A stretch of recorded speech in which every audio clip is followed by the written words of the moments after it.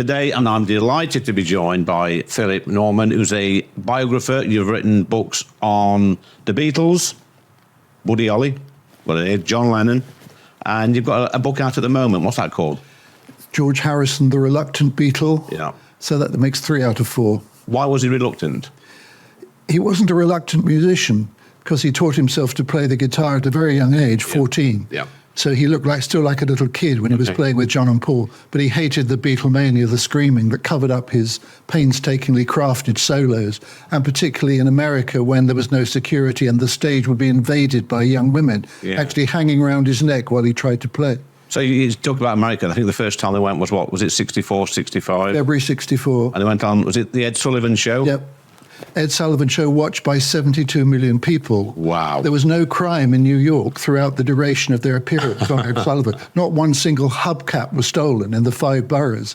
George had a temperature of 104 because he had a strep throat, but he still had to play. Yeah, it's incredible, that is. Let's go a little bit further back in time from 1964. We spoke before, Phillip. I'm a massive fan of people like Buddy Holly, Chuck Berry, Elvis.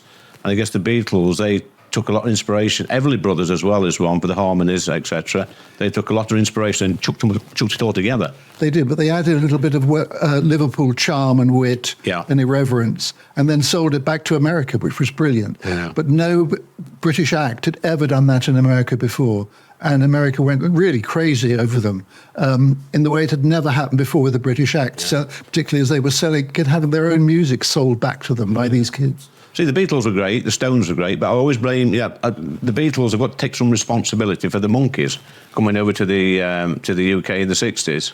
Well, the Monkees were a knockoff American Beatles, but actually they did in the end learn to play their instruments. They couldn't at the beginning. They used to have musicians standing in the wings and they used to mime. But in the end, they did learn to play, and they were actually quite good. Yeah. So you wrote all these books, Phillip, about some of my musical heroes as well. When did you actually first meet the Beatles?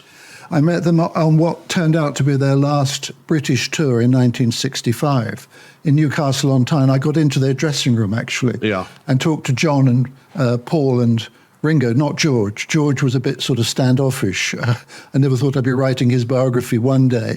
I was even allowed to hold Paul's bass guitar. Wow. Then I was thrown out by their roadie, Neil Aspinall, probably at a secret signal from them, which they had to get rid of people. I thought they loved me because they seemed so friendly, but they didn't. So when you're writing these books about some of your pop heroes, how do you get close to them to actually get all the details and the facts right?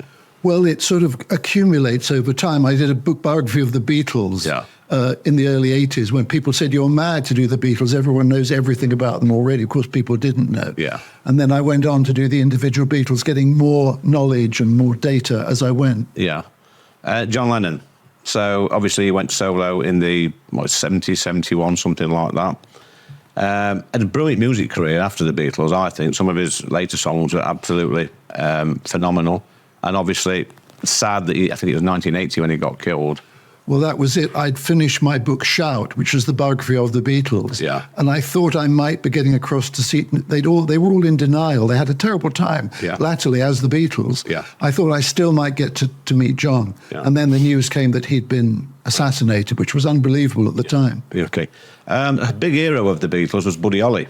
And obviously he died, was it 1959, 58, something like that. Massive musical hero of mine. We spoke earlier about the apartment tapes in New York when he's just there strumming his guitar. And he wrote a biography on him as well.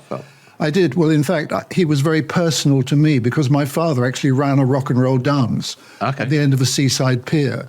And I took up the guitar like a lot of people like Lennon and McCartney and because Buddy Holly seemed to be teaching you how to play his songs. You could play his songs. You recognise the chords, not with Elvis, not with Scotty Moore, but with Buddy, because he did play lead guitar as well as sing. He did, and I think he was only 21, 22 when he actually died. He was 22, and it's strange that you think of him as the father of rock and roll, but actually he was only 22. And so gifted and driven, and some of the songs he wrote, they stand the test of time, don't they? They still sound as fresh as ever.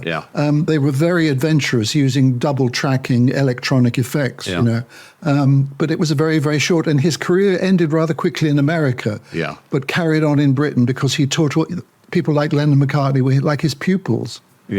So you've obviously got a passion for music, from the 50s and 60s. What about 70s music?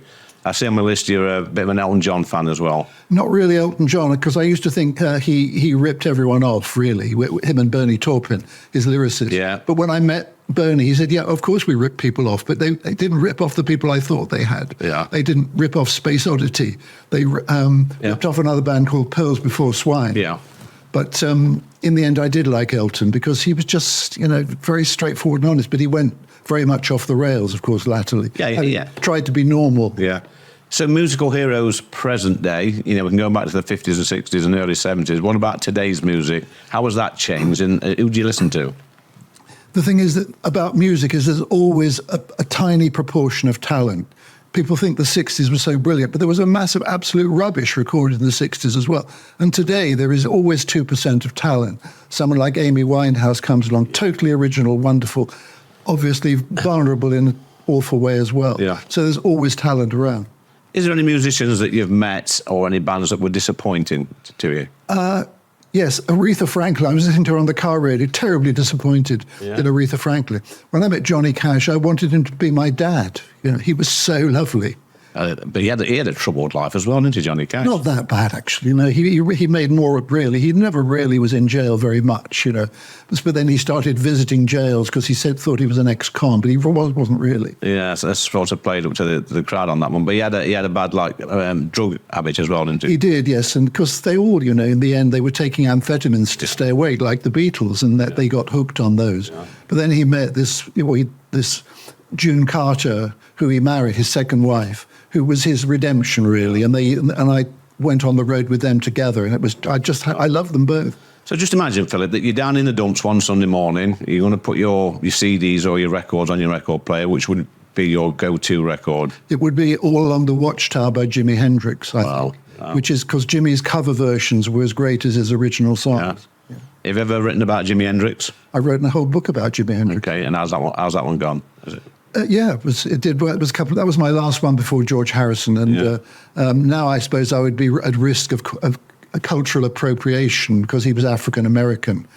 But he was a wonderful, very sweet, lovely character who, like a lot of them, died at the age of 27. Yeah. He was burnt out, really, by 27. And I actually think he played in a club in Sutton in Ashfield, where I'm from, back in the 60s. In fact, we recorded one of our shows from that club, the Diamond Club. Just give them a plug while they watch it. Yeah, he actually performed there in the 1960s. I couldn't really get him, to be honest with you, Jimi Hendrix. I listened to some of the songs, and I just don't really get it. But the Beatles, the Stones.